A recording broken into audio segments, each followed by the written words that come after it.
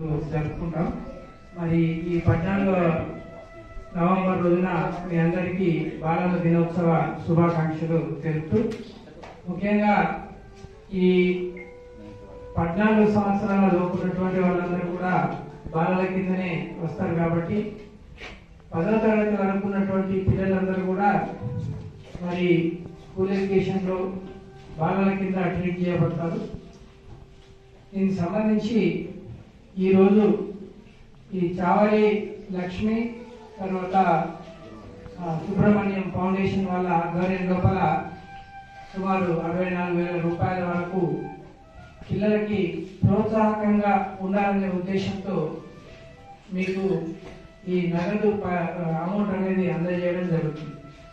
ముఖ్యంగా విద్యార్థులకు చెప్పేది ఏంటంటే 6th to 10th క్లాస్ పిల్లలు ఇక్కడ కూర్చొని ఉన్నారు. 6 నుంచి 10వ తరగతి వరకు